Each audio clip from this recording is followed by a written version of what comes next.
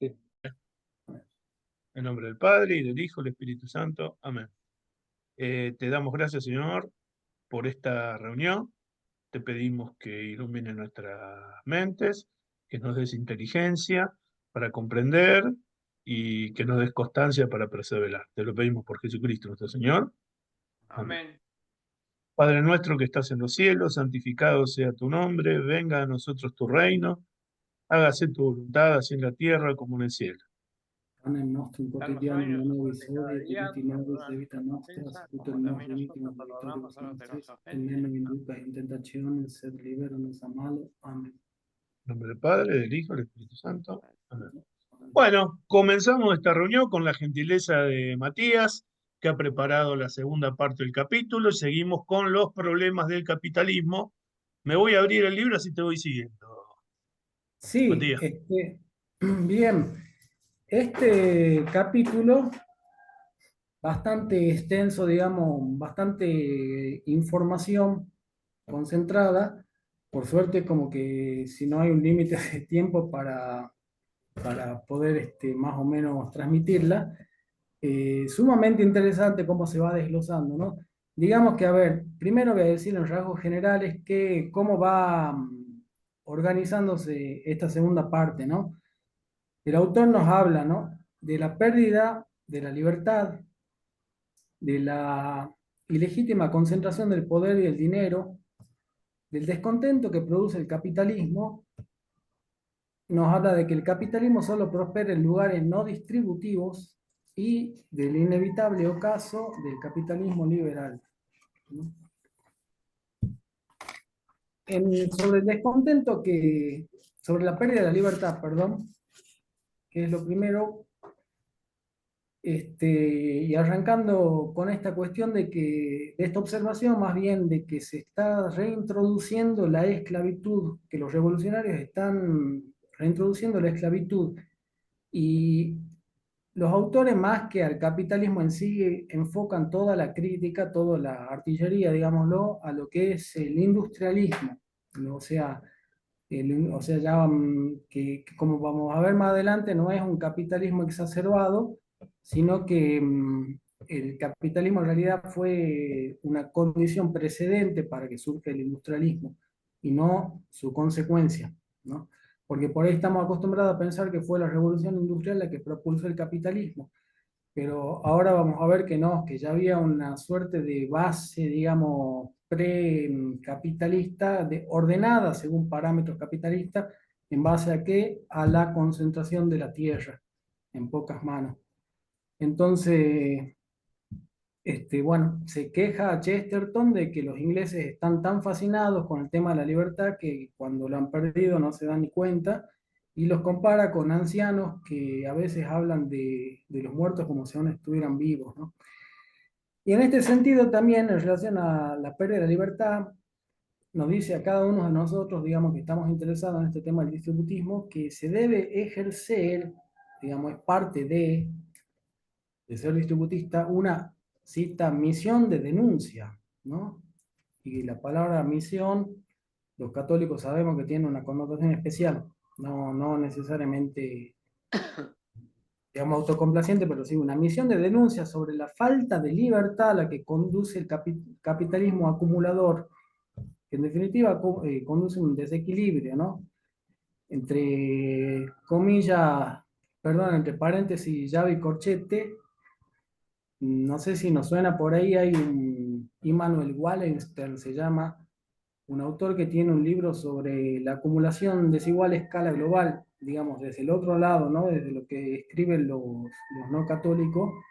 Interesante por ahí, si hay alguna referencia que, perdonen esto, me llamó encantadoramente la atención la cita al libro de Pellerman.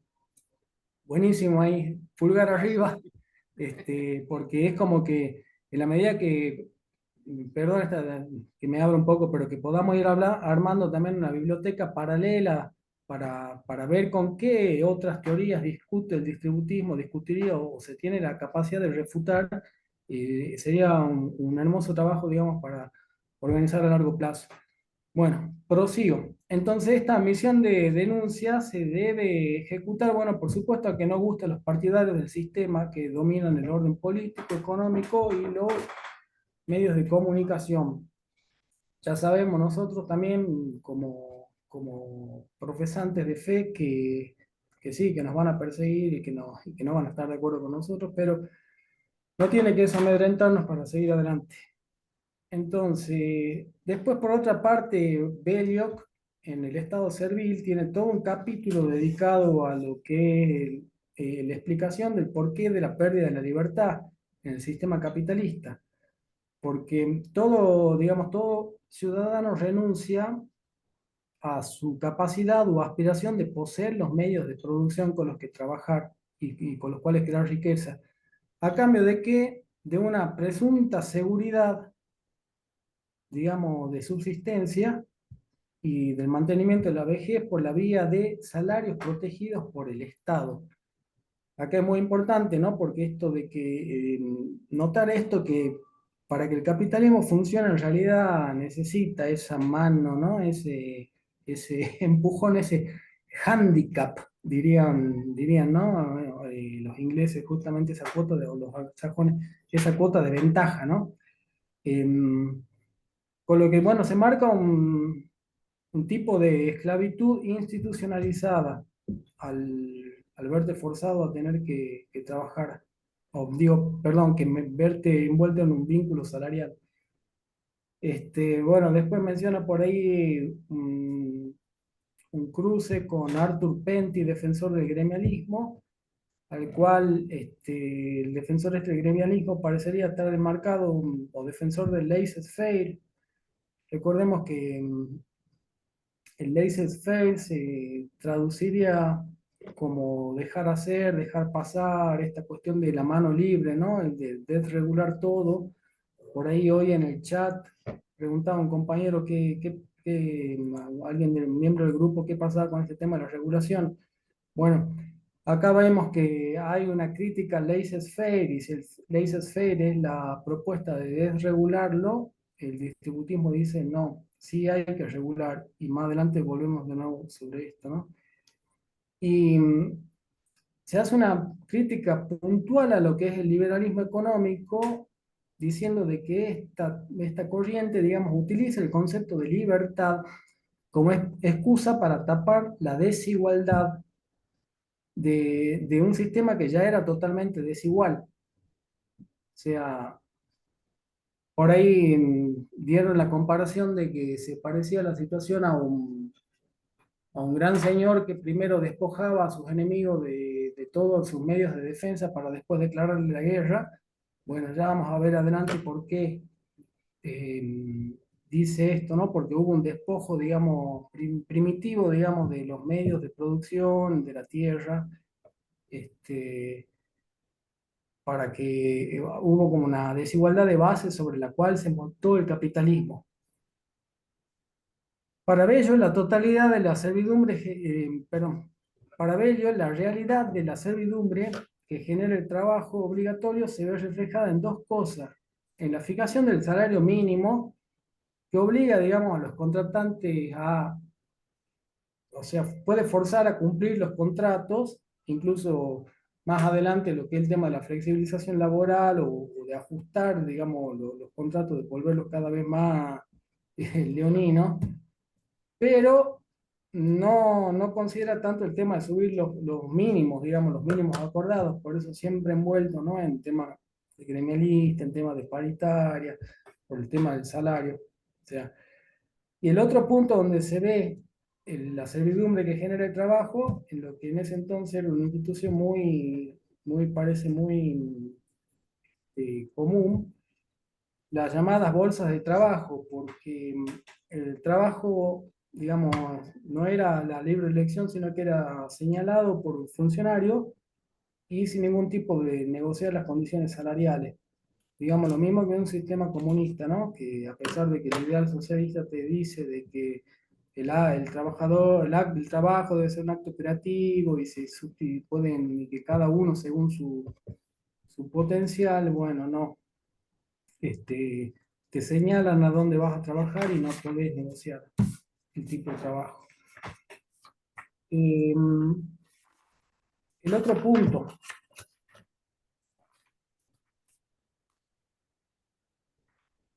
la legítima concentración del poder y del dinero, que dice, la pérdida de la libertad conlleva una sociedad donde la propiedad deja de estar distribuida, ¿no? Tiene mucha lógica comparar a los monopolios con los anarquistas. Es muy interesante esta comparación, pues lanzan la anarquía contra toda autoridad, usurpando el derecho de los que mandan a mandar. Cuando el poder lo ejercen los que no tienen la autoridad legítima, ese poder se convierte en tirano. Y vivimos en una época ridícula de una práctica positiva de establecer abusos como autoridades. Esto es impresionante, el poder profético, digamos, que tiene esta idea de que tomar los abusos de autoridad como si fuese directamente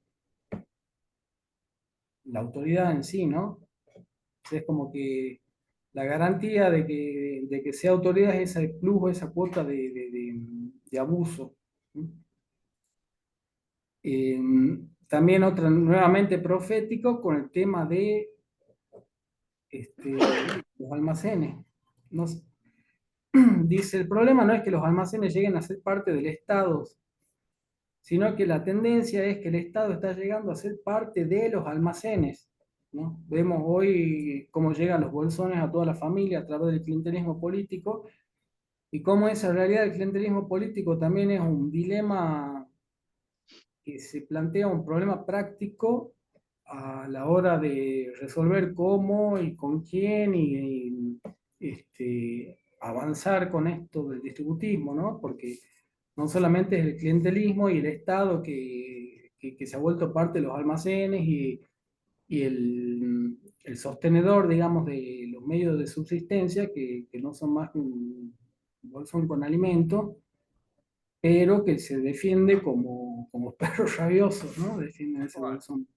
no, yo te quería agregar un tema que hoy lo vemos, el abuso de autoridad a través del dinero, del poder, de la riqueza, hoy lo estamos viviendo a pleno. Hoy los grandes grupos compran medios de difusión, se adueñan de prácticamente todo lo que es las noticias, meten las ideas que a ellos les conviene, es la plutocracia, ¿no? Corrompen a los políticos y se instalan en el poder, nos guste o no nos guste, nos hacen ver Sí, la ilusión de que votamos y en realidad no votamos a nadie. Sí, sí, el capítulo 10 en ese aspecto, adelantando un poco, es muy sugestivo porque, digamos, habla del inminente ocaso del capitalismo. Sin embargo, no han llegado a ver nuestros queridos autores esta capacidad del capitalismo para reversionarse en pues, lo que por ahí ya Daniel Sada Castaño llama, o no sé si es la cita de los autores, pero el capitalismo reinventado, que es el capitalismo social y todo lo que después fue el estado de bienestar, ¿no? Que claro. Es vino que, como, es que si me permitís una acotación, sí, es que han logrado algo que en la época de Chester Belliok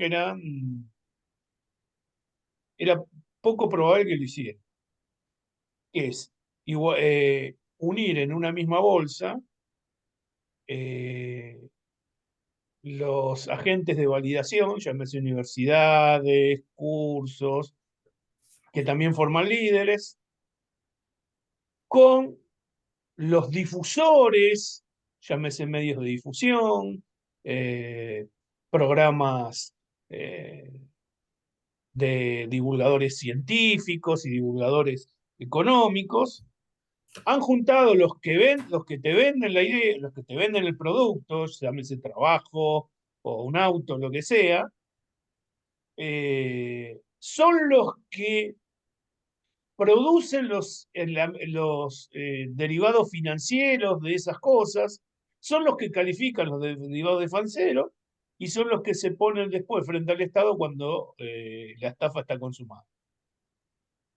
Claro. Todo este mecanismo gigantesco de todas estas puntas lo que redunda es en una enorme transferencia de los estados, es decir, del pueblo, a los grandes capitales. Todo esto no estaba tan implementado en la época de ellos porque la prensa era medianamente independiente, porque el Estado de alguna manera tenía sus contrapesos contra algunos capitales, sobre todo en esa época donde el socialismo tenía mucho auge.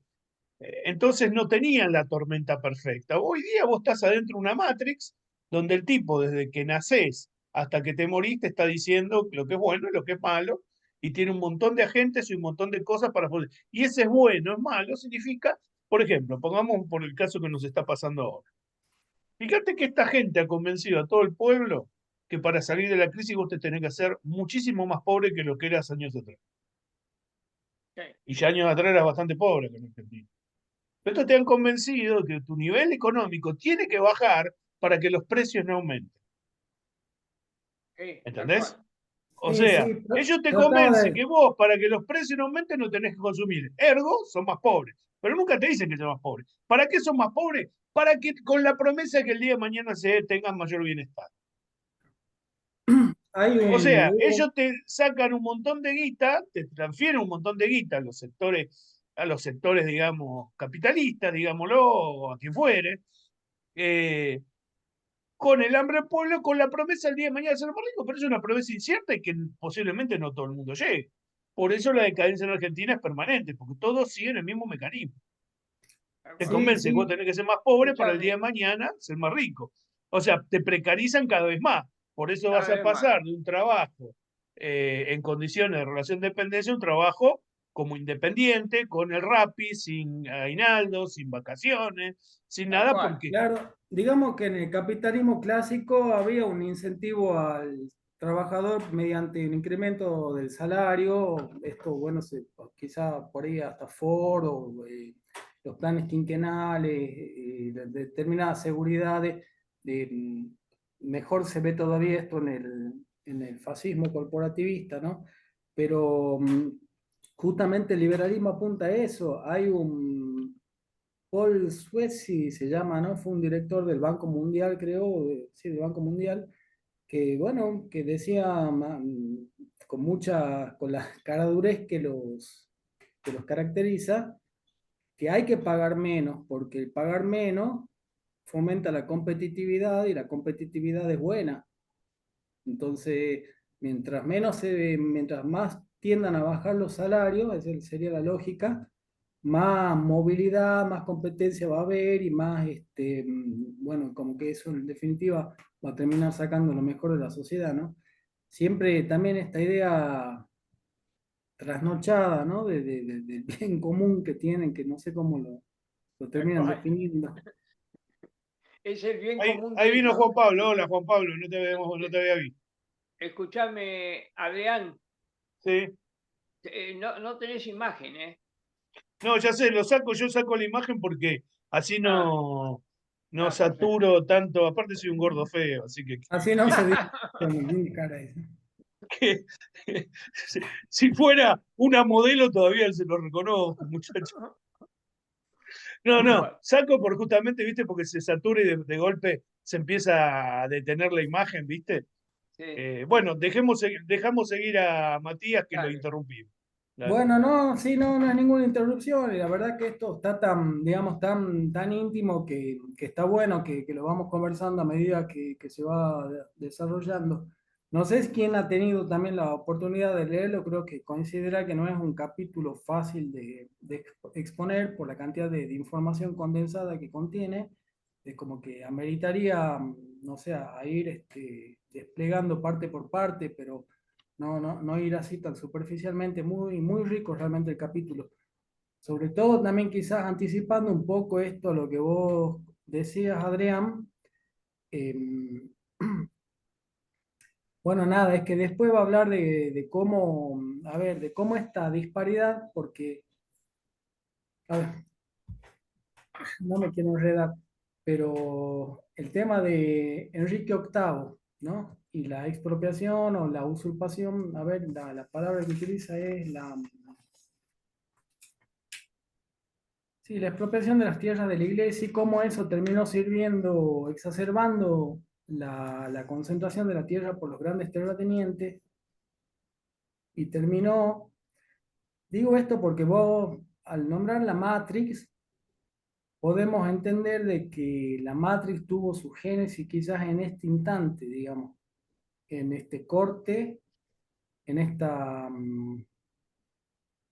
no sé si alguien, a Sí, sin ver, lugar a duda, el protestantismo también pasó lo mismo en Alemania, pero sí, en Inglaterra pero, se vio con mayor crudeza, ¿no? Esto de expropiar la tierra a la iglesia y a los viejos nobles católicos para los nuevos nobles y a y pasó en los Francia pequeños feudos en la y los Revolución grandes señores Francesa. quedándose con la tierra.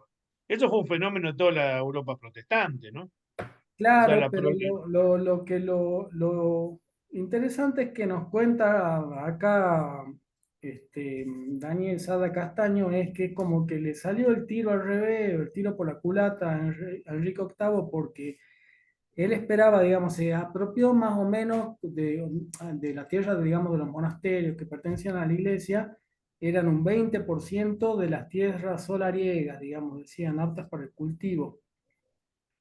Pero ¿qué pasa? Que después los señores locales, que ya eran los grandes terratenientes, que ya venían, digamos, arrinconando un poco a los pequeños propietarios, tenían peso político, digamos, en los parlamentos locales.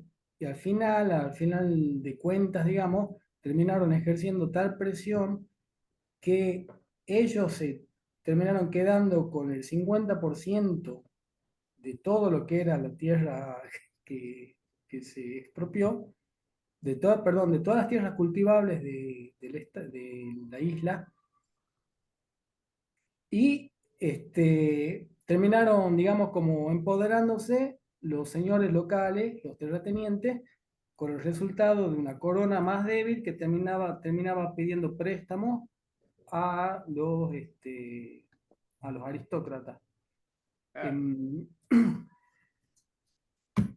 Porque esto también tiene que ver porque, bueno, ahí viene, esto es digamos, esto es lo que dice que Belloc le dedica bastante a lo que es estudiar las condiciones del desarrollo precapitalista.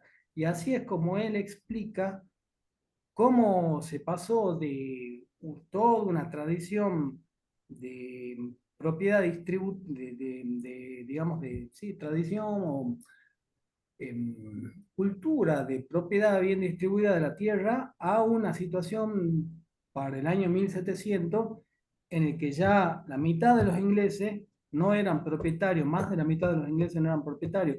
Entonces, ahí hay como un proceso histórico de traspaso de la tenencia de la tierra que es meritorio de estudiar, incluso no solo de estudiar, sino de cotejar y contrastar con lo que escribe Marx en el proceso de acumulación originaria. Creo que de algo así ya hablamos la clase pasada, pero Marx también tiene todo un desarrollo, y lo tiene ahí en Inglaterra, de cómo es que se genera, digamos, la acumulación originaria, que permite desarrollar la acumulación capitalista, o sea, que proporciona la inversión inicial para poder desarrollar la empresa o la industria eh, con fines de lucro, ¿no? Eh, pero no menciona nada de esto, de la usurpación en la tierra de la iglesia, es como que es también el gran silenciado, ¿no? La toma de tierras de la iglesia.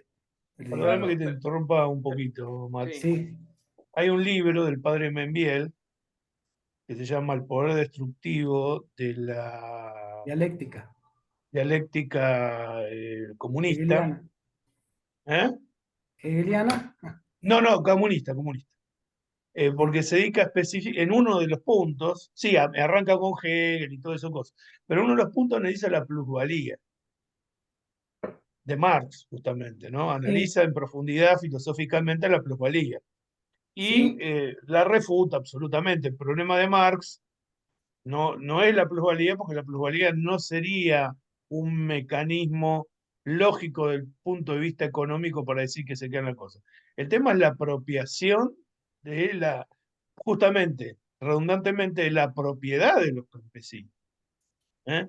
Y la usura como mecanismo de ganancia, digamos, ¿no? Ah, Eso es lo que, digamos, podemos concluir y parte tiene que ver con esto de apropiación ilegal de las tierras de la iglesia que estaban bien distribuidas y que los campesinos vivían razonablemente bien, a pasar a ser una sarta de esclavos que los mataban o les cortaban las manos por vagancia, ¿no?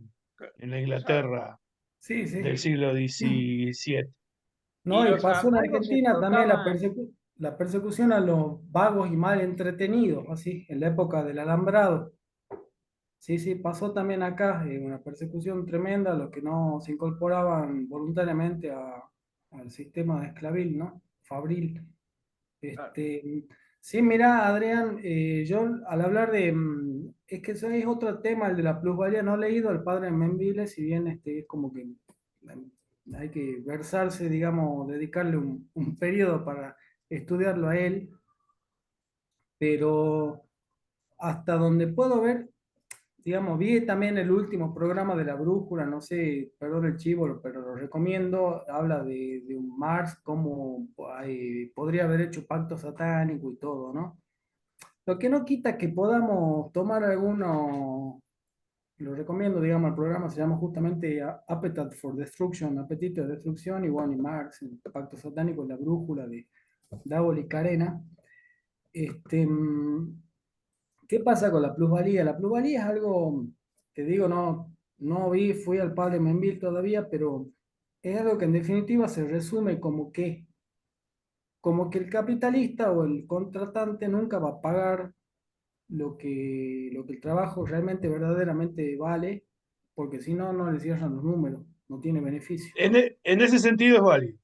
Lo que el Bien, padre Manville plantea es la forma en que Marx calcula la plusvalía, que él considera que el costo de lo que vos producís está relacionado directamente con el trabajo. Entonces él dice, si el trabajador produce X horas de trabajo, 10 horas, el capitalista vende eso por una parte de esas 10 horas, digamos, no por una parte. Le paga una parte, esas 10 horas, porque lo otro es la ganancia de él. Entonces va sí. acumulando lentamente, lentamente. El problema que plantea el padre Menville, que el costo de las cosas, un poco en consonancia con la escuela de Salamanca, que en definitiva el costo de las cosas no tiene que ver con la cantidad de trabajo que se le pone, tiene que ver con la escuela de Salamanca, Sí, donde sí, el sí, es que valor, en ahí definitiva, es hay un una valor crítica. subjetivo, digamos, ¿no? Claro, ahí hay una crítica a la teoría del valor, porque en definitiva, Claro, digamos que cada corriente económica en realidad es una postulación particular de la teoría del valor. En definitiva es eso. Y si el distributismo, digamos, logra consolidar una teoría del valor específica, digamos, ¿y qué es la teoría del valor? Y bueno, nada tan simple, algo tan simple y tan complejo como que le da valor a las cosas, ¿no? Y claro. quizás hay mucho reduccionismo por ahí, porque las cosas, bueno, no sé, quizás deberíamos empezar a partirlas en algunas categorías. Bueno, y hay Perdón, miles es de un comentario explicaciones. paralelo, más Sí, no hace la sí, cuestión. sí, sí. Lo Pero aclaraba como para que todos sepan la no, crítica no, del padre Membiel y que, bueno, Chesterton y Belloc no habían leído al padre Membiel. Entonces, bueno, escúchame, no, yo quería agregar lo siguiente. En la teoría de la oferta y la demanda, digamos que se equilibra los precios, se olvidaron de la reciprocidad de los cambios, que es sí, necesaria para que, o sea, que la persona tiene que quedar después de hacer una transacción en la misma posición que tenía antes, nunca más bajo. Y como están los proletarios, justamente que no tienen más que su trabajo para vender, al no tener otra alternativa para subsistir, entonces los explotan, le pagan lo mínimo necesario para mantenerlos en un nivel de subsistencia, que sigan produciendo, porque como el objetivo es la ganancia de la empresa, entonces cierra todo el círculo. Nunca en este sistema, que consideran a las personas como simples objetos para producir, no los consideran en su dignidad, ni que tiene una familia, etcétera. Entonces, bueno, le pagan lo mínimo. Ese es el terrible resultado del capitalismo. sí. Me gustaría, Ernesto, que después me comparta dónde puedo abundar más sobre el tema este de la reciprocidad de los cambios, o sea, de los intercambios. Me parece uno un que tema los define es buenísimo. Santo Tomás. Santo Esto viene de Tomás. Aristóteles, ¿no? Pero Santo Tomás Mirá, lo define muy bien en la Suma contra Gentiles, si mal no recuerdo, eh, donde él dice que el estado de cuando vos cambiás algo, ninguno de los dos tiene que ser más rico, eso implica que queda en el mismo estado, porque si uno es más rico significa que otro es más pobre. claro, Claro, exacto, exacto. claro, y ¿Eh? antes Eso que, es. Si yo antes que te, por ejemplo, vos venís y vos estabas pagando, no sé, la botella de agua, 10 pesos, y consideremos que ese precio justo, si yo me aprovecho porque hace más calor, resulta que te lo voy a cobrar 11 ese peso, yo soy más rico y vos sos más pobre.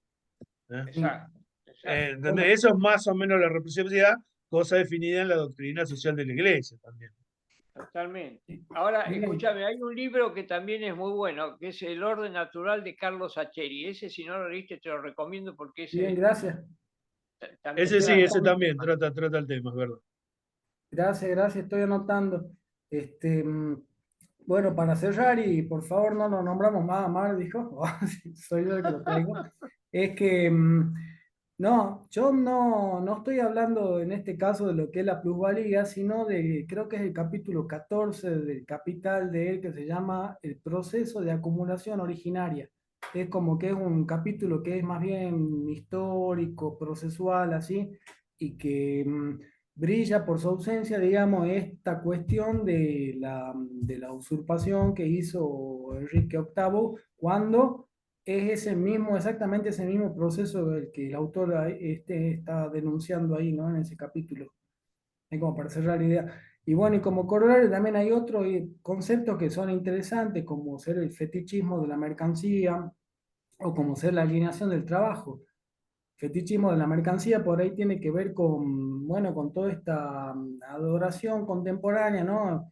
Por ahí los que vieron a Capusotto, las altas llantas, o que tiene que ver con la explotación que no vemos, que está detrás de cada cosa que se produce. Y ojo, no estoy haciendo una apología del marxismo, pero sí me parece interesante que tengamos en cuenta todas estas cosas para la hora también de ayornar la crítica en base a nuestros autores, pero hay que tener argumentos y elementos, digamos, porque, digamos, estamos rodeados de enemigos. Entonces, hay que munirse de las armas teóricas y la mejor manera de hacerlo es sabiendo qué es lo que dice el otro, ¿no? Em, y después también hablé recién, bueno, el fetichismo de la mercancía y la alienación en el trabajo.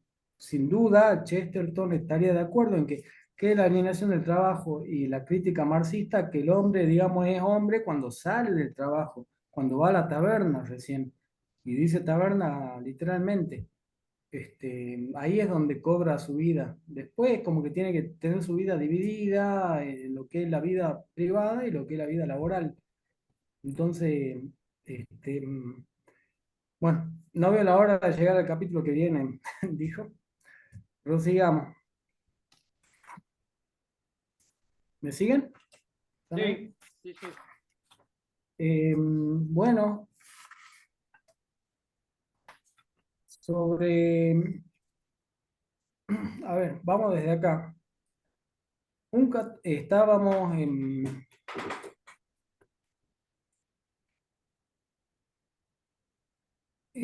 el tema de la concentración, de la desigualdad en los accesos en la concentración, y en la concentración de la riqueza y la propiedad.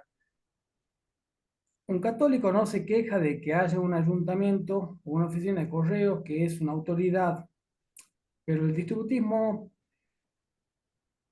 pero no tiene, digamos, porque se reconoce la autoridad como legítimamente constituida. En cambio, cuando la autoridad pasa a ser, eh, digamos, usurpada por lo que es el dinero, la autoridad deja de tener legitimidad en sí misma, ¿sí? Y esto es también todo digamos, un posicionamiento en torno a qué se reconoce o cómo se posiciona lo que es la autoridad legítima. En relación, bueno, después también el capítulo habla de lo que fue la crisis del 29, cómo le terminó dando la razón a los distributistas de que no era el capitalismo un sistema viable. Esta es una buena idea para mantener que un buen sistema de propiedad disminuiría la exagerada necesidad de comprar y vender. ¿Por qué? Por ahí también más adelante hay una crítica a lo que es el mercado de la fuerza de trabajo, digamos, la compraventa de mano de obra, ¿no? Y también la compraventa de, de tierra y de medios de producción. Nos está anticipando acá todo lo que es la especulación del sistema inmobiliario. A ver, va de nuevo. Un buen sistema de propiedad distribuida disminuiría la exagerada necesidad de comprar y vender.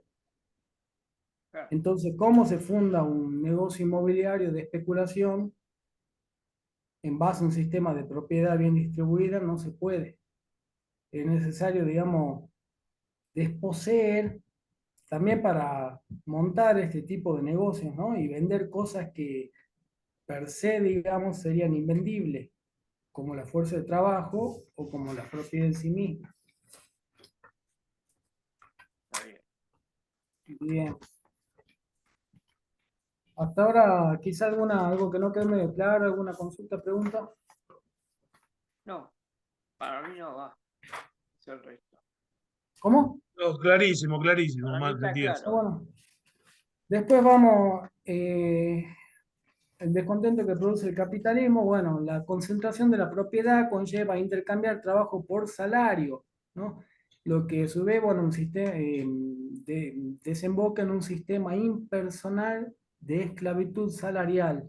Ahí es donde surge el proletario, que recién Ernesto lo mencionó, digamos, que sería el que no tiene otra cosa más que vender que su fuerza de trabajo, pero ¿qué es el proletario en sí?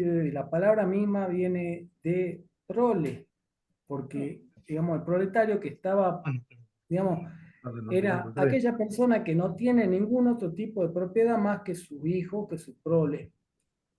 Estaba presente en el sistema esclavil romano, o sea, entre los esclavos que eran dueños de sus hijos, por lo menos era lo único que les poseía, si bien vaya a saber después la suerte que corren los hijos, pero no hablemos del derecho para nada, eso era más local. Pero también estaba presente en el feudalismo. Digamos, esto no está aclarado en el autor, pero lo quiero hacer notar digamos, es muy sugestivo, de nuevo la palabra sugestivo, porque ¿a qué apunta ahora, digamos, el nuevo orden mundial y la embestida que estamos resistiendo como hermandad, digamos, católica y ahora pulsión distributista? O sea, lo que apuntan es a enajenarnos de los chicos, de los hijos, de la educación, de la crianza misma, de la procreación y la gestación misma, con toda la tecnología, el transhumanismo, y bueno, la cuestión. No sé si se entiende la idea que quiero dar, que sale de esto. La palabra Sí, proletario sí.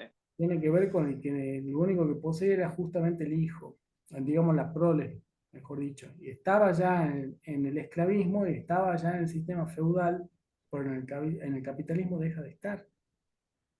Es como que en realidad es un proletario escindido o separado de aquello que lo caracterizaba, que eran sus hijos. O sea, si el feminismo entra en juego, en aparición en la historia, fue también para que las madres, las amas de casa, salgan a tener que laburar y dejen a los hijos merced del sistema. Digamos, vendiendo el chamullo del empoderamiento, este, perdemos a los hijos incluso y dejamos de ser proletarios. No sé si es a lo que voy, más o menos, para cerrar. Sí, sí, sí, Bueno, está una de claro. las cosas que a mí me llamó la atención en una charla TED, viste estas charlas un poco Sí, perversas, que una chica que se hizo muy famosa, Mayra Arenas, que es como la representante de la chica de la calle que pedía limosna que salió adelante, que tuvo unas charlas muy famosas donde ella explicaba lo que era ser pobre, ¿no? Y que dice que todo el mundo le decía, pero ¿por qué tienen tantos hijos? ¿Por qué tienen tantos hijos? ¿por qué no se cuidan? ¿Por qué te dice, mira, ¿sabes por qué tenemos tantos hijos? Porque lo único que tenemos son hijos, no tenemos otra cosa. Claro, Tal cual. claro, mira Así que que, la definición de la palabra proletario a full, dicho por una nena bueno, que fue chica lo de la dijiste. calle, que anduvo pobrecita pidiendo limona desde los más tierna Y infancia, ¿no? ahora en Salta están haciendo mucha publicidad, una nena de la calle también que está vendiendo chicle, pero no por la maternidad de ella, sino porque tiene todo un discurso de meritócrata, digamos, y que gane, que está bien, pero es como que también la sociedad está cumpliendo un rol paternalista, ¿sí? Y ahora es como lo más cool, digamos, de Salta ir a comprarle esa nena, ¿viste? Entonces vos lo ves a los caretas sacándose selfie, comprando chicle. Vos decís, tenés 10.000 chicos más para comprarle también, en todo caso, ¿viste? Pero no, están ahí porque esta nena apareció en la tele, digamos, y bueno, y compró algunos corazones. Este, entre eso el mío también, digamos, porque uno no deja de ser sensible, digamos.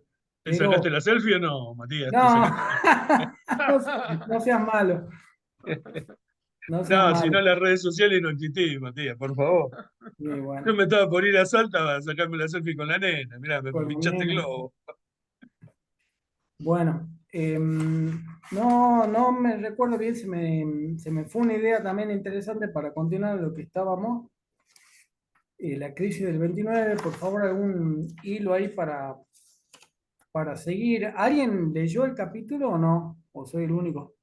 No, yo Dígame la tuve una verdad. semana muy complicada. No, vos dijiste la crisis del 29 que justificaría todo lo que se hablaba de malo del capitalismo. Que digamos que la crisis del 29 venía como a corroborar que todo lo que se había dicho de que era un sistema inestable en sí mismo, se comprobó en la crisis del 29. Sí, lo que dice el libro es que le terminó dando la razón a Chester, ¿no? Sí, sí, Eh, sí, como que Chesterton en ese momento porque agarra. Belloc ya había muerto, Belloc ya había muerto. Entonces el que estaba vivo ahí por ¿Eh? poco tiempo fue Chester, ¿no? Lo que dice también es que es como que hubo una irritación ahí, como diciendo, hace la comparación de Chesterton como un cavernícola que estuvo escribiendo, pensando como ermitaño, una fórmula que la logra escribir en piedra, así, la logra redactar, y cuando sale de la cueva resulta que ve la fórmula escrita en todas las paredes, en todos lados. ¿Por qué? Porque es como que la sociedad misma se había dado cuenta que había un descontento y que no, que el capitalismo no daba y bueno, que había llegado a su fin. Este, ¿Puedo pedir pequeño receso? ¿Necesito ir al baño? Sí, querido, sí, sí, sí. Dale, Perdón. dale, dale, anda tranquilo, anda tranquilo. Che, hablando de este tema, mientras vuelve Matías, no sé si Sí. ustedes vieron una película que habla justamente de esa época, que se llama Las Uvas de la Ira, No, no. que es una película norteamericana, debe ser del año 32, no, no más del 36, la película, ¿no? Que trata justamente unos granjeros que se les superpone a la crisis del 30, entonces le van a expropiar la casa. El banco le va a expropiar la casa y aparte con una terrible sequía de arena que hizo en la zona media de los Estados Unidos, no, de que las tierras sean improductivas por un par de años, ¿no? Porque era tormenta de arena, eran arena en los campos directamente. Entonces ellos emprenden una ida a California porque supuestamente ahí con la cosecha de la naranja estaban contratando muchísima gente, ¿no?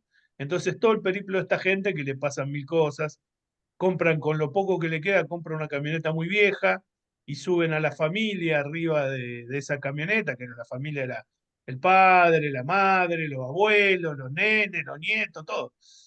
Y creo que no, no, no me acuerdo si un empleado también, un criado ahí. Y se va, una familia humilde, de campesino, y se va todo el periplo que tienen hasta California, ¿no? Y retrata, es maravilloso como retrata la época de esa de la crisis económica, ¿no? Ellos llegan a California y resulta que no hay trabajo por ningún lado, el trabajo que había los recontra explotaban, realmente los explotaban, entonces caen como una especie de varios barrios precarios, ¿viste? que encima tienen que pagar alquiler ellos, por eso precario, bueno, toda una serie de cuestiones que retrata la época maravillosamente bien, ¿no? O sea, lo Claro, gracioso que cómo el Estado no protegía de la voracidad de los bancos que se quedan con un montón de tierras por la desgracia que por un lado la imprudencia que dejaron a los bancos crear una burbuja y por otro, bueno, en esa zona concreta que ellos vivían, el tema de la sequía. claro. En el Perdón, camino Adrián, se muere, sí. perdón, mencionaste California, ¿era el escenario? Es una película que se llama Las uvas de la ira, antes de los 40 creo que Sí, sí, no más sí, del 36. me suena Sí, mucho. no, no, es un clásico, creo que en YouTube está gratis, ¿eh? Pero Es decime, maravillosa la película. ¿está situada en California o no? No, en realidad terminan en California ellos, Mira. porque Claro, ellos se van porque, de, no sé si Illinois, algún estado ahí intermedio, del sur, del medio bien, oeste en realidad, porque que permítame, viene una gran sequía y ellos pierden la tierra, que era de generaciones de ellos, no, no era que era, se las saca el banco, ellos no quieren saber nada, primero se quieren resistir, se dan cuenta que no pueden. Y todo eso bien, tejido con historias familiares y otras cosas, ¿no? perdón, El viejito, sí, perdón, que quisiera saber, les pregunto, ¿lo conocen ustedes a Santiago Armesilla? Sí, sí, bueno, sí, me bien, suena, es como un hispanista comunista, digamos, ¿no? sí, Eh, sí, sí, porque tiene un canal en YouTube, sí, sí, sí, tiene un canal en bueno, YouTube. porque tiene algunas cosas muy, realmente traídas, muy desquiciadas, digamos. No obstante, también por ahí es lúcida la defensa que hace de la hispanidad, discípulo de Marcelo Gullo y qué sé yo, pero Y de lo bueno traigo. también, ¿Ah? y de bueno. Y de bueno, exactamente. Y lo traigo a colación porque tiene unos trabajos, unos videos sobre lo que pasó en California, digamos, y cómo, bueno, hubo un proceso, sí, sistemático, ¿no? De, no solo de esa hispanización, tras la absorción, digamos, después de que Norteamérica, Estados Unidos, perdón, se quedó con esa parte de Texas y bueno, todo ese dilema, y cómo hubo una cuestión sistemática contra la población hispana, eh, incluso después de la independencia, incluso después de haber adquirido la ciudadanía norteamericana. La verdad que tiene muchos datos muy No, interesantes esto es de la época de la crisis del 29, muy de la posterior crisis a del eso. 29, bastante después. Ah, Ah, bien, bien, bien, estamos bien. bastante después. Estamos hablando justo en relación a la crisis del 29, esa película la ilustra muy bien, la Sí, ilustra muy bien. Así que bueno, bien. bueno, te dejamos seguir ahora, Matías. Bueno, bueno, a ver, un poquito sobre los otros puntos finales. No sé, bueno, de cualquier manera sí ya tengo la misa a las 7:30, Dale, pero dale, terminamos rápido. ¿Te falta el punto 10? Ponele el ocaso del capitalismo liberal porque estabas no, con el 9. es que estaba un poco antes, como les venía contando, es un capítulo para sacar muchos, o sea, tantos temas para sacar muchos subtemas. Además, el Ujú. autor va diciendo tanto la posición de Chesterton como la posición de Belloc, y en algunos puntos en el que los autores estaban o no estaban de acuerdo, cuál es el punto en común de los dos. Entonces, realmente es para hablar y hablar y hablar, digamos. Pero en líneas generales, a ver, vamos al 4.9 y 4.10. Entonces, Ujú. una crítica al laissez-faire, de que, bueno, ya habíamos visto que termina conjugando o termina invariablemente cuando se vive con el laissez-faire, se termina consolidando el monopolio, el trust, el cártel, ¿no? Y eso también, en algún germen, porque todas estas ideas salen de la escuela de Manchester, denuncian nuestros autores. ¿Y cuál es el problema? Y bueno, que Manchester era ya una sociedad no solamente preindustrial y que ya estaba eh, inequitativamente distribuida la propiedad de la tierra, sino que Manchester era, bueno, famoso por sus hilanderías, fue donde se dio el primer industrialismo. Me gustaría hacer mención acá, para que lo tengamos en cuenta, Oliver Twist, a quien le suene, Sí, de sí, a mí Charles me suena. Dickens. Dickens. Sí, La evolución que hizo ese relato, digamos, cómo se fue reversionando, cómo tomaron la obra original y se fue cambiando, cómo Oliver Twist llegó a ser un musical de Disney, perdón, un musical británico y después un dibujito animado de Disney. Por ahí, y que está hablando de la realidad de los niños huérfanos carteristas de esa época, ¿no? Y bueno, y sobretísimamente la cuestión J. Que fue también posteriormente por la corrección política una obra, digamos, literaria tachada de promotora de antisemitismo, tachada por promotora de antisemitismo. Entonces, menciono esto porque nos habla de este momento, ¿no? Y porque hay una manera que tienen también de ir volviendo, a ver, volviendo al inicio, de no decir la verdad, de camuflar la esclavitud. Bueno, el capitalismo se ofrece solo en lugares que no tienen una tradición de propiedad distribuida de la tierra, con un porcentaje mayoritario del pequeño productor, hasta el punto de que se arrojan a decir que el fascismo se pudo dar en Italia, el nacionalsocialismo se pudo dar en Alemania y el comunismo se pudo dar en Rusia porque había una tradición de siglos de realidad distributista en estos países, cuyos pobladores eran campesinos que se sentían propietarios reales de su granja. En el apartado anterior, digamos, la clase pasada, acá es donde marcaban la distinción con América, que en América no se tuvieron que ver con pobladores que se sentían dueños de la tierra, porque no había una idea de propiedad privada, ¿no? Y en este punto no pude conseguirlo para hoy, pero yo sé que esto está en el Antiguo Testamento, en Deuteronomio, en alguna parte dice sobre la distribución de la tierra y le dice, le darás a cada uno una parcela. O sea, sí, está eso en está, el perdón, Éxodo, está en la ley mosaica, que sí, bueno, reparten la tierra prometida de acuerdo al tamaño de las familias. ahí está, ahí Y, está, y, ¿ves? este, y después, bueno, instauran las leyes del jubileo, justamente, este, que era que la gente que había perdido su tierra familiar, porque era la tierra familiar, así se llamaba, la tierra de la heredad es la tierra de la familia. Entonces, cuando uno lo perdía por alguna razón, venía un jubileo cada 50 años y le restituían a cada uno la tierra, porque Dios no quería que hubiera miserables ni que se constituyera una clase que dominara a la otra. Entonces volvía todo a su estado original, era una ley sabia. Bien. En un Gracias, libro gracias de, Ernesto por el, y en con esto cierro.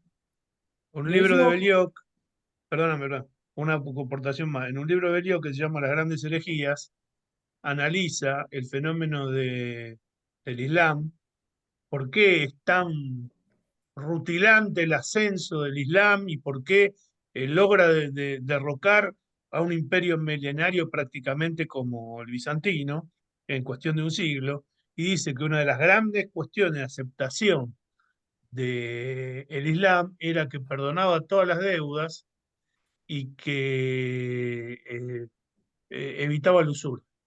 Entonces, en el Imperio Bizantino, que era un imperio básicamente capitalista, el Imperio Bizantino, heredado del romano, de la última parte del romano, todo el mundo estaba al borde de la esclavitud. ¿Eh? Sobre todo los traían los esclavos de los países eslavos, ¿no? Y entonces toda la parte que dominaba el Imperio, digamos, romano de Oriente, bueno, eso produjo una gran aceptación del Islam. También pasaba con los godos que estaban en el norte de África, situación. Así que tiene que ver de alguna manera, con la ley mosaica, ¿no? Mm. Sí, eh, bueno, antes de hablar de la mosaica, quizá habría que ver si es mosaico talmúdica, ¿no? Siempre. Siempre, siempre. Bueno, ya para cerrar, digamos, vamos a terminar con el último apartadito del capítulo 9 si quieren, en la próxima clase empezamos el 10 porque el 10 no tiene desperdicio y encima es como muy lleno de datos porque se va por lo que es el estado de bienestar, por lo que es el keynesianismo, podríamos entrar en lo que es Bismarck, podríamos entrar, digamos, en todo, es un capítulo muy comprimido, este, bueno, por favor, déjame terminar acá. O terminemos. Eh, Les juro, si Una tienen. única cosa que vamos a hacer es entonces, no sé, Juan Pablo, si querés aportar algo así. Ahora déjame Adrián, que Ah, cierre con estas últimas tres ideas resaltadas acá, dale, pensé que ya que habías están, terminado. que están en Belloc, sobre un capítulo sobre el estado servil y qué es lo que pasó en Inglaterra, ¿no? Que hubo una concentración y desaparición de los pequeños propietarios antes del surgimiento del industrialismo, lo que hablamos antes, ¿no? Que, que no es que la revolución industrial propulsó al capitalismo, sino de que ya había una concentración. O sea, no nos olvidemos que para nuestros autores, ellos hacen un análisis de lo que es, o sea, su sociología está basada en cómo se distribuye la tierra. Ahí quizá podamos entender el punto de estos sujetos, ¿no? Tan magistrales. Pero cómo se distribuye la tierra lo que ellos toman como objeto de punto de análisis. Entonces, concentración y desaparición de los pequeños propietarios antes del surgimiento del industrialismo. No es a posterior, si bien a posterior se exacerba. Digamos que el industrialismo es el método perfecto para terminar de acabar con los pequeños propietarios y con la mano de obra y bueno, y con todo lo que estamos padeciendo hoy, ¿no? Otra cuestión es que la concentración previa de tipo capitalista fue la posibilidad, la condición de posibilidad del surgimiento del industrialismo y la plutocracia. Lo mismo que estaba diciendo recién, solo que esta idea de condición de posibilidad nos lleva a un plano epistémico, digamos, distinto, que siempre hay que pensar en las condiciones de posibilidad para que algo surja. Acá hay otro nexo en común con lo que es el marxismo, creo que fue el infeliz de Mao que hablaba de la revolución como una gallina o como un huevo que necesita del calor de la gallina. O sea, si no, no tiene su condición de posibilidad para hacer pollo, si no está el calor de la gallina. La condición de posibilidad es algo que lo tenemos muy presente en todos lados, aunque no nos demos cuenta, y el solo hecho de parar un instante a reflexionar cuáles son las condiciones de posibilidad de cualquier cosa, incluso a nivel interactivo del día a día, nos brinda libertad en cierto aspecto. Y bueno, y que el sistema industrial fue un derivado del capitalismo y no su causa.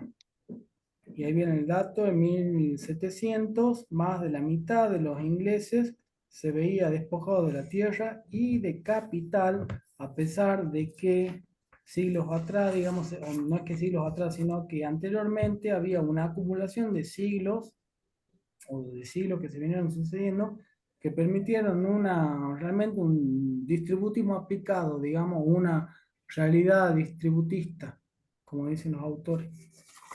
Bueno, mis estimados compañeros, me queda la parte 10 que, si tengo que ser sincero, es tan rica que me pondría a leerla, digamos, porque ahí está el tema también, no sé, Adriano, no sé si alguien la leyó, pero está el tema de la niña pelirroja, de la niña, del tema del corte de cabello Sí, a los chicos pobres con piojos. Esa sí, parte, eso está buenísimo, no, está muy bueno. Escúchame, hagamos una cosa, es conmovedora, es conmovedora hagamos la una Como letra. cosa. Bedor. Dejad tu resumen para del punto 10 para la clase que viene, con cierta exhaustividad, Bien. y vemos el punto 1 y punto 2 del socialismo. ¿Quién lo quiere preparar? Nadie. Ah, lo preparo yo. Estoy Me cagaron, complicado me porque cagaron. tengo varias cosas. Escúchame, escúchame, me Sí. durmieron. Escúchame una cosa.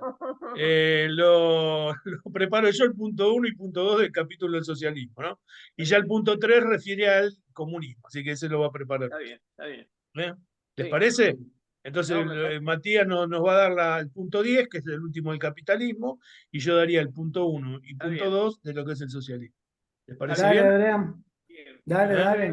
Buenísimo. Escúchame, quiero agregar nada más que una cosa Sí. que creo que es importante. Eh, es correcto lo que vos decís, que previamente había una masa de desposeídos, ¿no es cierto? Todos los que echaron de las tierras quedaron desposeídos y tuvieron que trabajar. Eso los aprovechó la revolución industrial. Pero también había ya una clase de financistas que ya se habían apoderado del dinero, entre ellos los Rothschild y demás, que son los que pudieron aprovechar para aprovechando los inventos, grandes fábricas que demolían a todos los demás porque tenían una capacidad de producción impresionante y aprovechaban la mano de obra esclava para tener pocos, o sea, se dieron las tres causas, ¿no? Una clase financiera con poder de capital, los inventos y por último la gente desposeída de todo medio de producción. Esas son las tres causas del capitalismo. Gracias, gracias, gracias por complementar.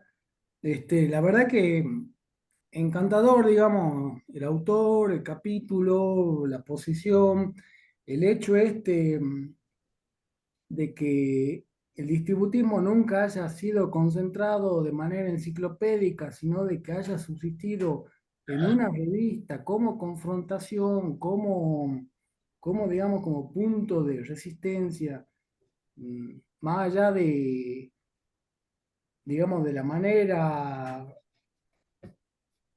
rizomática o enarbolada que tuvo de llegar a consolidarse o no, pero es formidable, o sea, es formidable, es algo que plantea un desafío, ¿no? Que también, pero es muy raro porque es un desafío también que es como la fe misma, es un desafío que ya tiene todos los ítems y todos los puntos planteados, ¿no? Esta misión de denunciar, me gustaría que quede como conclusión, digamos, si bien son tantas cosas que se dicen, pero este, tener los argumentos para denunciar, no porque los argumentos nos vayan a ser válidos a la hora de la interacción, porque hoy la interacción se da a partir de esto que otro llama la cultura de la cancelación, entonces es como que el argumento, por más que lo tenga, no sirve, pero sí sirve para nuclearnos a los que conversamos el mismo idioma, digamos. Y si nos nucleamos a los que conversamos el mismo idioma, gloria a Dios, vamos a poder conseguir algo, más allá de que con el resto no haya interacción alguna. Ujú. Así que bueno. Bueno, me encantó el mensaje emotivo, así que vamos para adelante, vamos para Vamos para adelante. adelante. Tenemos que hacer un libro distributista, chicos. Tenemos Bueno, que hacer un libro distributista para el hoy, para combatir el capitalismo, sobre todo el libertarianismo que estamos teniendo acá en nuestras tierras, o el comunismo que estamos teniendo en las tierras. Juan Pablo, que quiere hablar. Dale, Juan Pablo. No, bueno, yo llegué tarde, así que por lo tanto no, y tampoco leí el capítulo, así que para que todo anda mintiendo. Pero me llamó la atención dos cosas paralelas que tú dijiste, Matías. Uno, el tema de Charles Dickens y claro, Oliverio Twist, pero por ejemplo, las dos ciudades o qué sé yo, o los cuentos de Navidad, etcétera. Es Príncipe y un mendigo también. El príncipe del mendigo, igual que Oscar Wilde, la literatura también aportó mucho para esta visión, en cierta manera, bucólica de la pobreza, etcétera. Perdóname, subí un poco el micrófono porque no se te escucha bien. Ya, y yo de esta tampoco visión, escucho nada. de esta visión como un poquito ¿Verdad? bucólica de la pobreza, ¿ya? Y el otro paralelo que yo me acordé mucho con lo que tú estabas comentando es lo que ocurrió aquí en Chile. Pero esto fue en la primera guerra, durante la década del 30, 40, con la Primera Guerra Mundial, que en Chile nos ocurrió una cosa muy compleja, que el oro blanco que se llamaba el salitre, los alemanes descubrieron el salitre sintético y toda la producción que teníamos nosotros de salitre se nos fue a las pailas. Y eso produjo que mucha gente que trabajaba se viniera a las ciudades. Y no solamente del norte, sino que también del sur, porque la agricultura estaba botada, y todos se vinieron a la ciudad y se formaron unos barrios que yo te diría que prácticamente hasta la década del 60, la pobreza en Chile fue terrible y costó mucho sacarla. Enfermedades como tú hablabas de los niños, la poliomielitis, etcétera, eran endémicas. Mm. Entonces, la situación que tú estabas planteando, y me imagino que el capítulo de también va a ser lo mismo, es como que me estuvieron contando lo que ocurrió aquí en Chile en las últimas, digamos, en las últimas décadas y en los últimos tiempos. O sea, nosotros lo vivimos muy fuertemente y lamentablemente la única parte en Chile que algo se hizo de distributismo fue en la octava región, que es el sector sur, donde está Talca, etcétera, Curicó, pero a nivel prácticamente incipiente con un obispo, pero en Chile lamentablemente, creo que en Valdivia hay algo, eh, pero al menos acá no ha aprendido. Y no ha aprendido porque digamos, llegó, por ejemplo, llegó la guerra, llegaron los conflictos, estábamos mal preparados, estábamos muy mal educados, y aunque parezca fuerte lo que te voy a decir, pero la iglesia también estaba muy mal formada. Entonces no pudieron entregar el mensaje de ¿cuánto se llama? La doctrina social de la iglesia. Claro. Y por último, un último aporte.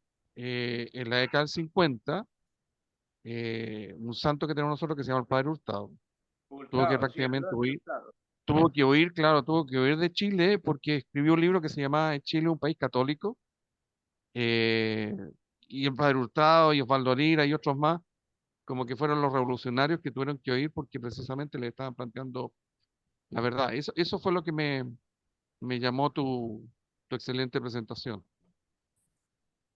No, bueno, bueno, gracias compañero. En relación a lo que decía, acá comparto una traducción que hice de una tesis que está perdida por ahí en una biblioteca local, que es de la Universidad de Norteamérica, del- perdón, y hablaba un poco de esto, ¿no? Del monopolio, es que me dispersé un poco. ¿Cómo empezaste, Juan Pablo, con Te tu contaba de las obras Yo de te decía, teatro y después te contó el caso de Chile del salitre. Claro, eso es lo que iba a decir, que en Salta donde estoy yo, estamos íntimamente vinculados a ese proceso social. ¿Por qué? Porque cuando los alemanes pueden sintetizar la pólvora, o sea, acá era una región rica y se enriqueció la oligarquía local en base al tráfico en mula. Y este era un lugar de engorde de los animales de carga mira, y se llevaba y se traía todo. Entonces, esta región del noroeste argentino, en la ciudad donde yo vivo, está en el corazón del noroeste argentino, digamos, que a su vez también no solamente era el paso, por eso se quiere construir también el bioceánico por acá, era el paso entre Chile y, digamos, y la banda oriental, y era el paso entre el Río de la Plata y el Alto Perú. Entonces, encima valles fértiles, y se hizo toda digamos, toda una oligarquía local se constituyó en base al salitre, justamente que vino en decadencia. Es, digamos, lo mismo que vos estás contando. Acá también, digamos, históricamente se vivió. Lo que se deja ver en el trabajo que acabo de compartir fue digamos, una changuita que tuve para una diplomatura, perdón, para una maestría de políticas sociales, traduciendo para los chicos que no sabían inglés. Yo, bueno, hablo inglés. Y entonces traduje este texto que está en inglés, que no se encuentra, digamos, está en microfilm en la Universidad de Duke y está acá en la biblioteca, está en fotocopia acá en la biblioteca de un personaje local que se llama Gregorio Caro Figueroa, fue director de la biblioteca provincial y qué sé yo. Pero ahí, bueno, solamente llegué a traducir, digamos, un poco más de la mitad del libro y se cuenta todo este proceso y está muy bueno, me gustaría quizá, bueno, compartirlo. Se habla de la posición de Salta, se habla de lo que fue el Standard Oil, se habla de lo que fue el gobierno de Irigoyen, se habla de lo que fue el fraude electoral. Lo Este, paradojal, fíjate tú que lo paradojal es que al mismo tiempo que era una época en la cual, al menos, yo creo que estamos hablando casi de lo mismo, sí, de pobreza extrema, sí, en sí, sí, Chile tuvieron los mejores desarrollos tecnológicos. sí, Por ejemplo, aquí llegó la primera locomotora, aquí llegó la electricidad, llegó el gas, llegaron los equipos de fútbol a través de los ingleses, a través de Valparaíso, hicieron tremendas construcciones y hasta con un ascensor eléctrico, cosa que era la primera en Sudamérica. Entonces, Chile empezaba a ser como tecnológicamente muy desarrollado y nos llegó este masazo y como te digo, prácticamente hasta la década del 60 nosotros estuvimos en un periodo bastante complicado e inclusive con un desarrollo muy incipiente de la industrialización. Entonces, tú me hablas de esto y salta y bueno, de mi época que una incidencia te puedo contar. O sea, por ejemplo, mi abuela hija, el papá de mi abuela es hijo de un arriero argentino que venía de Argentina y pasaba a la cuarta región. Entonces, había sí. muchos caminos de encuentro entre Sí, muchos nosotros, caminos de encuentro, incluso te muchos. digo que la cerámica prehispánica marca que hay una lonja entre todo lo que era el desierto de Atacama y la quebrada de Humahuaca. O sea, prehispánicamente incluso ya había un vínculo, digamos, natural entre las poblaciones esas. De acá, bueno, estamos al paso de Jama al toque de Chile, digamos. Muchos van y vienen, lamentablemente, bueno, Antofagasta, está el tema del litio ahora, está en decadencia. Si tenemos que hablar de problemática, tenemos que hablar de, digamos, de la trata de personas asociada al desarrollo de la minería. Sí. Es tremendo, ¿No? es tremendo. Y la columna vertebral de Chile fue el salitre y después en algo en cierta manera fue el cobre, pero el cobre nunca fue lo que debería haber sido. O sea, prácticamente llegaban las riquezas a manos de la élite y la educación y el pueblo quedaba mirando, no sé, pues mirando como las grandes élites, por ejemplo, construían sus palacios, Sí, pero viajaban sí, a París, Francia. es lo mismo que pasó en todos lados. Por ejemplo, acá con la famosa conquista del desierto o del Chaco. No, ahí hubo realmente, quizá, es más, he leído un autor, apellido Cuevas, que plantea la conquista del desierto y la incursión al Chaco como acumulación originaria en el sentido marxista. Pero ¿qué fue en realidad? Fue una redistribución de la tierra en favor de los terratenientes, no fue Claro. otra cosa. Imagínate, aquí tuvimos un presidente supuestamente de derecha, que era Alessandri, que empezó con la reforma agraria. Y después siguió otro de un partido que para ustedes no es tan fuerte, pero para nosotros sí, que fue la democracia cristiana, que se supone que está inspirado en valores católicos, y fue el Kerensky que entregó el gobierno a Allende. Entonces, es Perdón, perdón. Sobre eso, sobre la democracia cristiana, por ahí ya hemos tenido algunas conversaciones en los grupos.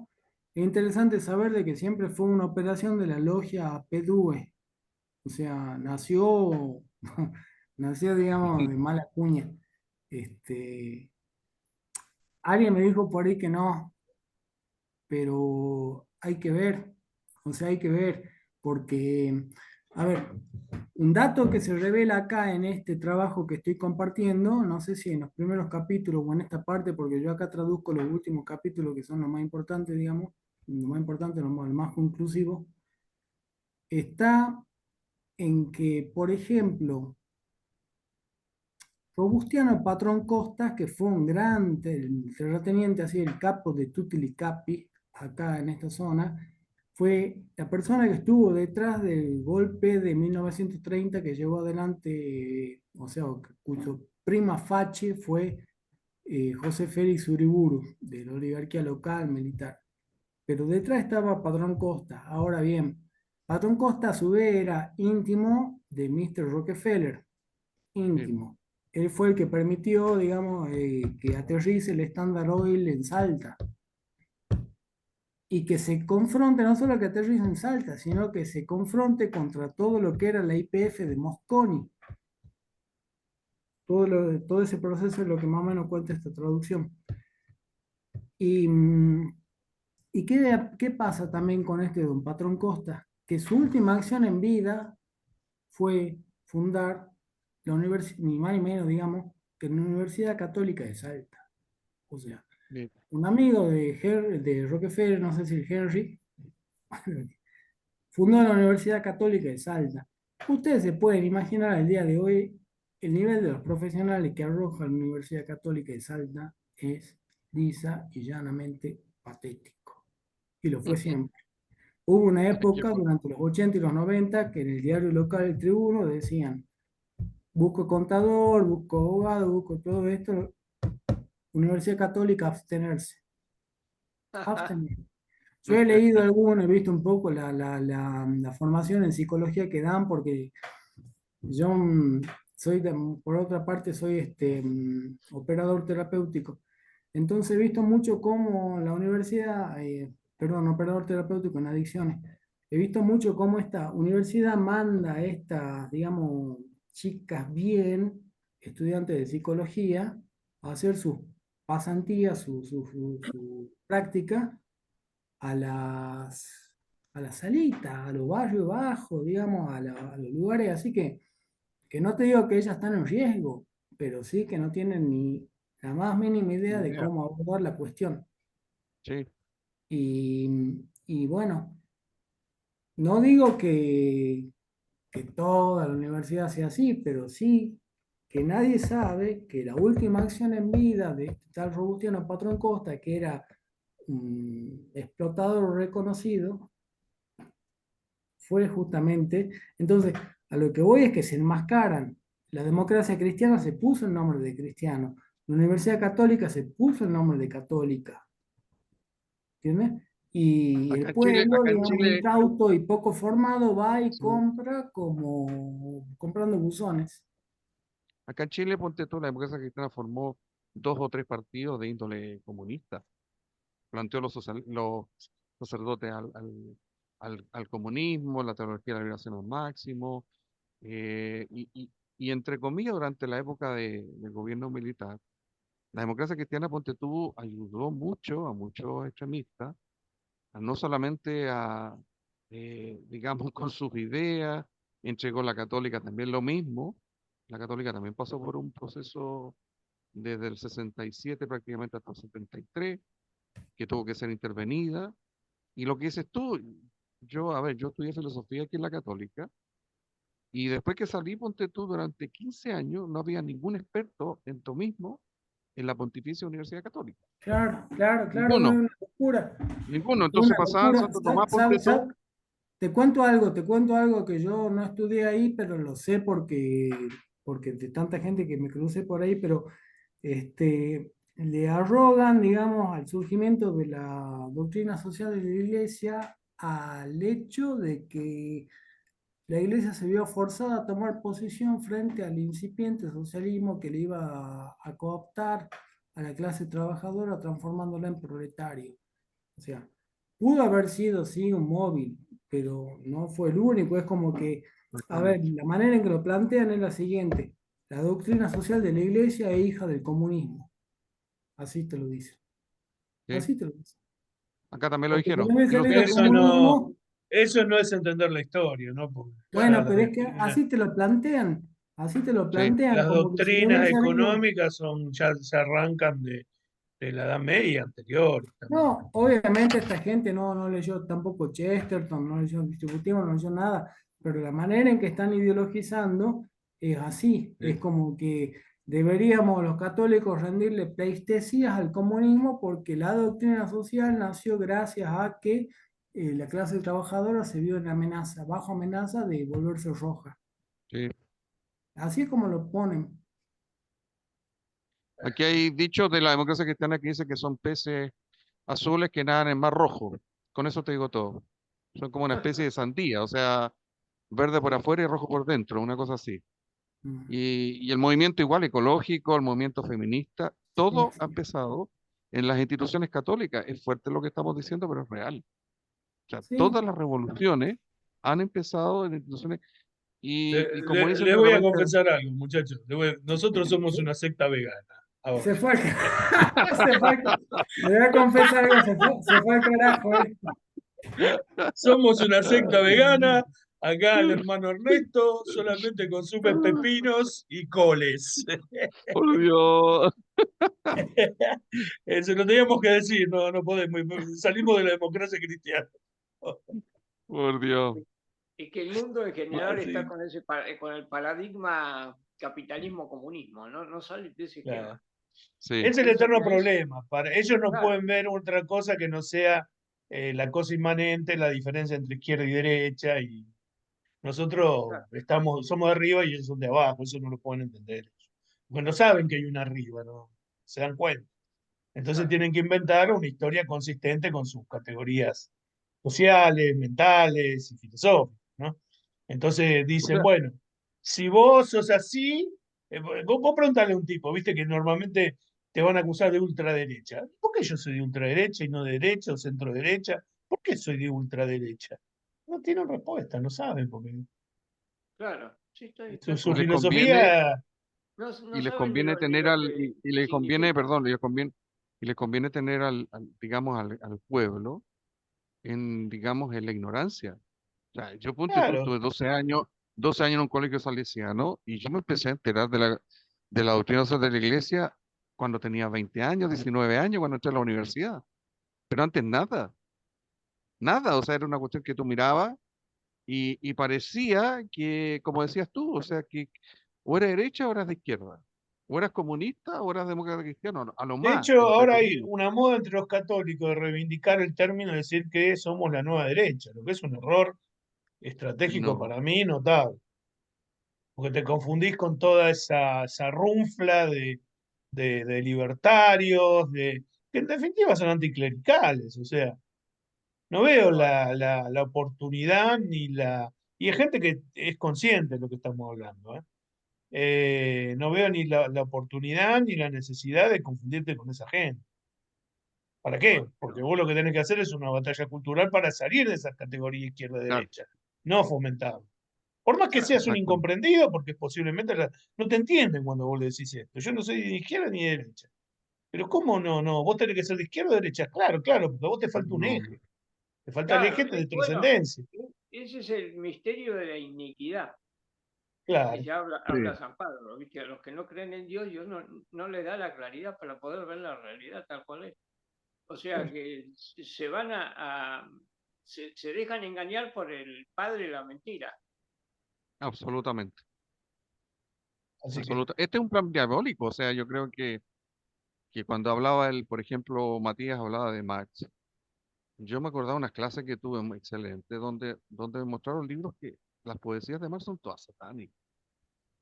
Y si tú lo ves, el marxismo es una visión del cristianismo al revés. O sea, el Claro, Cristo, el anticristo, para arriba, para bueno, abajo. hay un argentino que fue de los que fundó la teoría de la liberación, que nunca me acuerdo el nombre, es un filósofo, que creo que ha muerto hace muy poco tiempo. Nunca me acuerdo el nombre. Un filósofo argentino que vivió casi toda su vida en México, digamos, pero que fue uno de los teóricos de la teología de la liberación. Y todo empezó cuando él empieza a estudiar a Marx y al joven Marx. Y se da cuenta que el planteamiento de Marx es profundamente basado en el Talmud. Sí, Claro.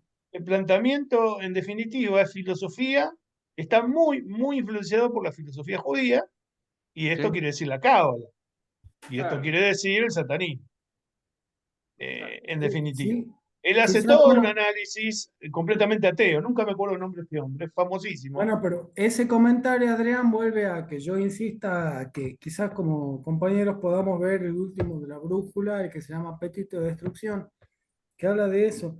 Yo sí coincido, es impresionante. eh, Quizás me apoyan o no, quizás no me deben haber escuchado decir, para mí, bueno, los judíos no existen, son todos talmúdicos. Al día de hoy están, porque es la Talmud lo que los lleva, y es el Talmud el que reflota la Cábala, no la Torá. Sí, claro. De Entonces, hecho, hay unos judíos que explican la Biblia desde el punto de vista de la mayoría son cabalistas, y yo escuché en una conferencia, en un video, decir que el mal y el bien provienen de Dios. El bien es un concepto gnóstico y maniqueo y de la cábala, mala, digamos. sí, Y no, también está Cristianismo puro. es que con el problema, digamos, es que por ahí lo planteé en otros grupos de discusión, es que qué es lo que te hace ser judío y nadie sabe bien qué es lo que te hace ser judío. O sea, si estar circuncidado, si guardar el sábado, si básicamente haber nacido de una madre judía. O sea que tu también herencia se rastrea desde Abraham porque venís por... la Siempre ley, para los judíos la la ley de condición de judío se vientre, transmite por madre. Ahora, la el ley de, linaje se transmite por padre. la ley de Claro. vientre, pero llega un punto en el que también, ¿por qué mi ley a ver se plantea el querer ser judío? Es que también hay una apertura, por ejemplo, si no la tienen para con los varones, pero la tienen con las mujeres, ellos saben que si bautizan a cualquier cristiana, a cualquier musulmana, a cualquier pagana, va a dar hijo judío.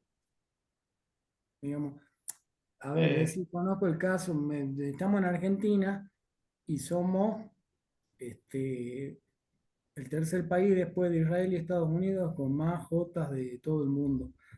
Sí. Entonces, yo mismo fui un secundario, digamos, donde había muchos muchachos representativos de lo que es la oligarquía local, la cuestión local, rugbyistas, gauchos, ¿así? Y la otra mitad eran judíos. Oye, y menos mal que tenemos la cordillera, porque en Chile está la comunidad musulmana más grande que hay como país, digamos, del ámbito Para un occidental. poquito, que acá también tenemos un montón de musulmanes, y primero en el en, norte está lleno, el sirio está lleno, sí, ¿no? pero más al norte, lo que es cerca de la frontera con Bolivia, más para el lado de Tartagal y Sí, todo eso, por ahí, San por ahí Juan también está lleno. y son llegaron muchos clanes, turcos. digamos. Acá llegaron muchos turcos y se apropiaron en cierta manera del comercio, en lo que no pudieron hacer después los judíos. Acá no hay Y el conflicto, porque en Buenos Aires deporte. también hay una ¿Alguien, comunidad musulmana grande. Y alguno de no hay ustedes conoce conflicto, no hay mucho conflicto. La triple Ah, sí. frontera Eh, sí, yo Paraguay? de nombre sí, no, nunca estuve. No, bueno, en Asunción ahí es impresionante y es por donde dicen, a ver, por donde dicen que entró la Traffic, aquella Traffic famosa Sí, De de sí, bueno, Lamia. claro. ese lugar es impresionante, digamos, vos solo ir, te dicen, cuidado con los menores porque te diste vuelta y te los raptan. Oh, O sea, si vas con tu hijo a pasear, a comprar cosas, a buscar tecnología, a cruzar la frontera del Paraguay, este, te advierte, digamos, la gente de bien porque bueno, qué el horrible. multicultural está esto, está el Islam, están los Y musulmanes y Paraguay, oye, hablan a mí árabe. hay dos países que yo les tengo como cierta pena, es Paraguay y el otro que me llama, hasta me da rabia, es Bolivia. Son países que parece que son como estados fallidos y en los Pero cuales les ha Paraguay, pasado de todo, les ha pasado de todo, han tenido, acuérdate que Paraguay tuvo hasta un presidente que era salesiano, po.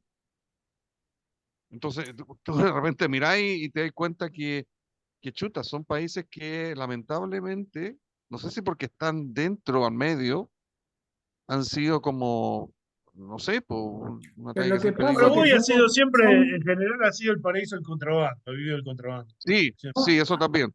Pero también ha Bolivia ha sido, vivido de las minas de plata y la minería, básicamente. Hoy día del cultivo de cocaína. Sí, son dos procesos distintos, digamos. Paraguay, hay que ver que a Bolivia todos los países limítrofes le robaron, le sacaron, terminó perdiendo tierra claro, con todo. Y tuvo conflicto bélico con todo, quizás menos con Argentina, entró en guerra con todo.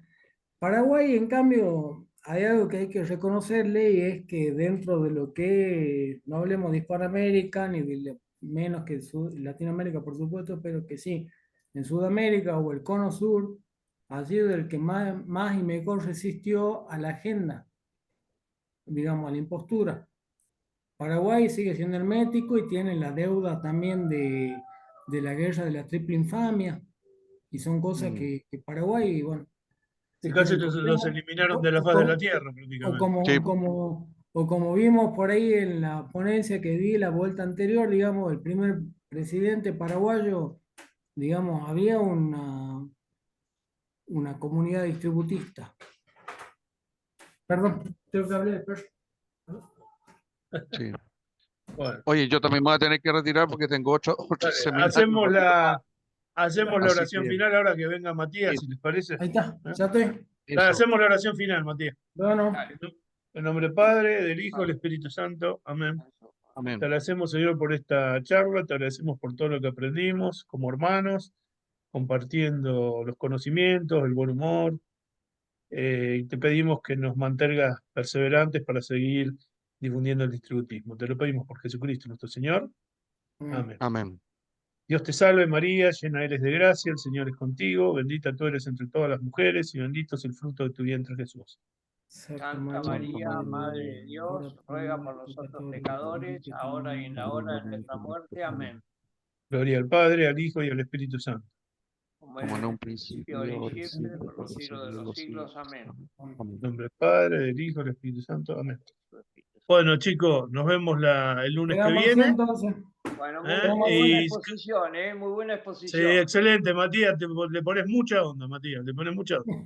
Sí, Y eso que para muy mí bien, estuvo Mateo. mal. Nada, estuvo No, excelente, excelente. estuvo muy bien. Estuvo Chao, buenísimo. chicos, abrazo. Chao, Un hasta ¿Eh? luego saludo, a que estén muy todos. bien. Chao, Chao. hasta luego. Chao.